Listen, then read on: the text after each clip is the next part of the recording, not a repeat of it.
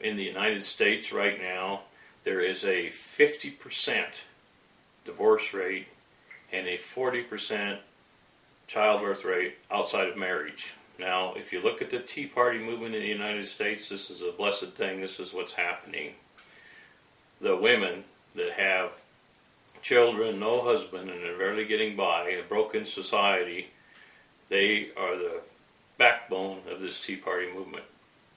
We have special people in America, strong people. Even though we're hurting and our society is breaking down, women are good and they're looking for the answers, and they're looking for a way to put their life together, and they see things around them that are out of balance and wrong. They might not understand it, but they realize that we've gotten away from the Constitution, and we've gotten away from absolutes, and we've gotten away from rules of family, rules of self-discipline that we maintain, that we have to be happy. And so we look at this problem in society, and we can see that the Obama administration, or we can call this a Marxist regime, because that's exactly what he's done. He's taken the Department of Commerce by executive order, and he's put it into his cabinet, and he's changed the laws, and he's tried to adjust the wealth in America. And his health care program he passed is not legally enforceable. Now, to make a law within the United States, especially in a small local borough government or a county government or a state government, you look, the first parameter they have is the law that they pass has to be legally enforceable.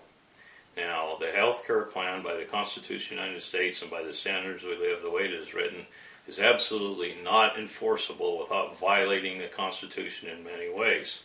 You can't force the poor to pay. You can't have ideals of euthanasia and ideals of qualified people that can have life and not have life by law, and have the government involved in your personal records, your personal finances, for your personal health care, your well-being. The Constitution of the United States absolutely forbids, in more than one way, Obama's health care program. The Republican Party are caught up in this. There's a bunch of opportunists that are there, and they're sitting in the back seat going along for the ride, and they're not defeating the problem. And they're trying to get on the back of the Tea Party and ask for Tea Party endorsements, and they're trying to play the political game that politicians play to stay on top. But it's not working very well. They do get some Tea Party support, but what's going to happen is, as soon as they back off and support laws which are not constitutional and don't emphasize our freedom and our rights, there's going to be a lot of trouble, because the Tea Party is not organized like a Republican Party or like a Democratic Party. It comes from the absolute belief of constitutional law, and the loving, caring people of this nation have grown together as one.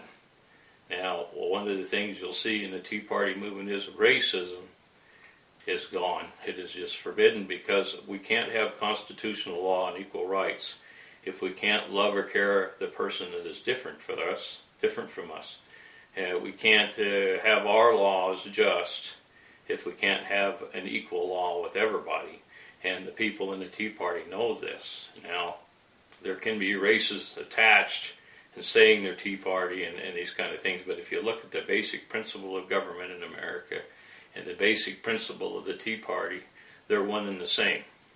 And now this is a great miracle. I ran in 1996, and I wouldn't do this if I didn't see light at the end of the tunnel.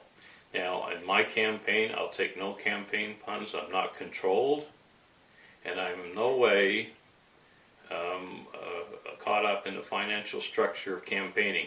Now, after you're a campaign person, and when you run for office, after you make $5,000, you have to start filling out these forms, and then that's where you lose it.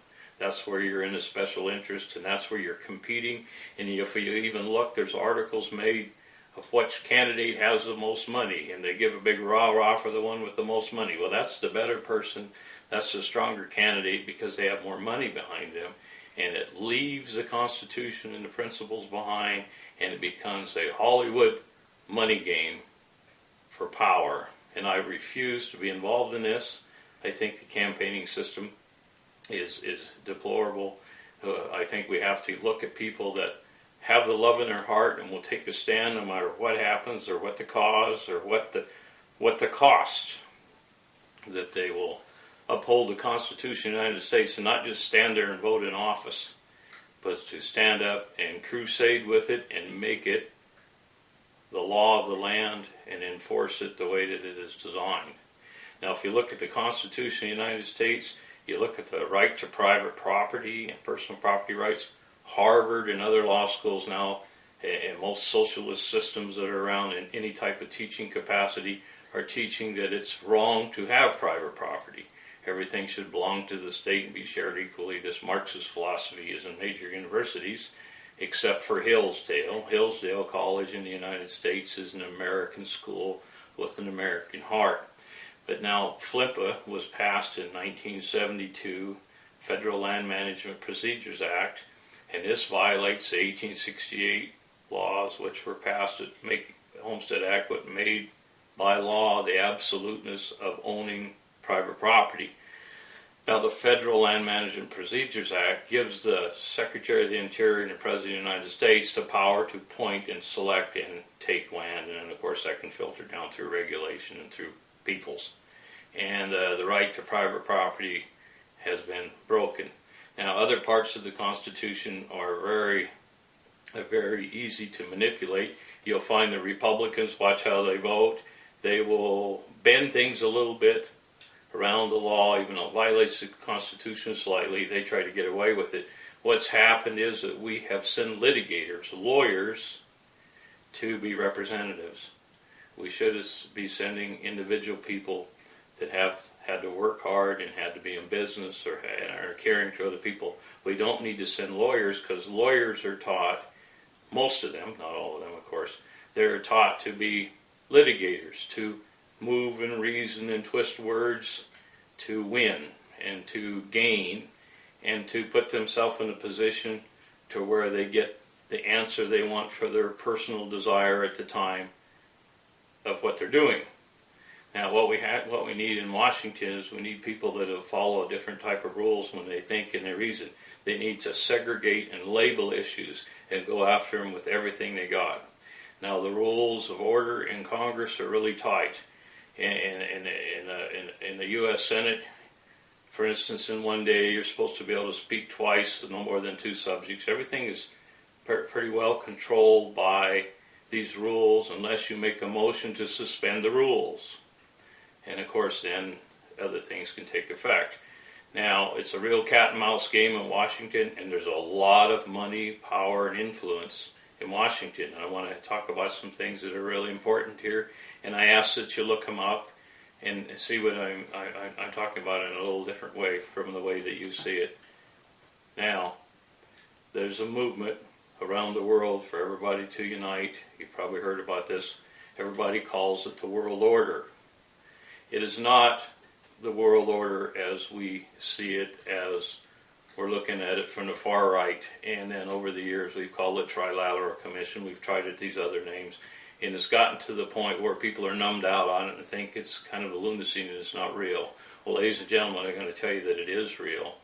And it's not called the world order, it's called sustainable capitalism. Now, the first person in the United States to out and out push it in the public was George Bush Sr. George Bush announced it in a college in Dallas, Texas, and he got a standing ovation and they cheered him on. Of course, they're taught socialism in school, and they're taught where to go and how to be. They already had their mindset. And this is what we're fighting, ladies and gentlemen, in America. We are in a Cold War. The Cold War has left Eastern Europe. That's where I had a little to do with that, being a soldier. And on the border, I have an understanding of where it came from now. The Cold War has left Europe, and it is left, and now it's in your front yard. When the Iron Curtain came down, we didn't have a victory. We were weakened, so the left were not afraid to take the wall down because we were seduced. Now, when I was in the service, I was just a buck sergeant, and I had a man that had taught classes about this. His name was Colonel Lewayne. He worked in the Berlin airlift, and he showed us and he told us, and we were young soldiers. We absolutely thought this was a lunatic. This was an honorary old military officer. You know, he told us all these things, and it didn't make sense at the time. But now that I'm older, everything that he said and taught us has come out. And he said that when the Iron Curtain came down, that we were in trouble, and the time to defend America is when this thing happens. And he predicted that it was happening. He worked for General Alexander Haig. And now as I look back and I'm older, to me he's one of the greatest men that I've ever admired. And I think he was a super statesman. He was a military colonel, but he loved his country, and he was a special kind of a man. That's why Alexander Haig sent me around to do this, because this was on his heart, and he's seen something bad coming down the road, and he wanted to do what he could for his country.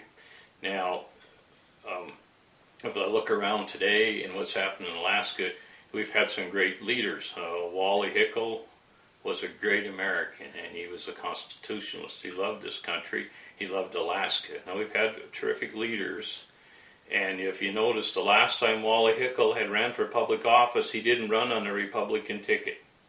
He ran on the Alaska Independence Party, because that was the closest thing to the Constitution of the United States. In Alaska, we had the Libertarian Party, which had grown very, very powerful. And then outside influences busted up the Libertarian Party and tore it down. Was used IRS, but there was major party holders involved to destroy the Libertarian Party, and it got broken down. I supported the Libertarian Party in the old days. I campaigned for Dick Randolph, and that was a great machine that we had. After that happened, then we had the Alaska Independence Party, and Joe Vogler was my friend. I campaigned for him, and we were again close to the United States, and we were close to this dream in our heart of what American freedom is, or Alaskans' freedom. And Alaskans' attitude of the Independence Party was to get away from the lower 48, because they're corrupting the Constitution and we're losing our rights.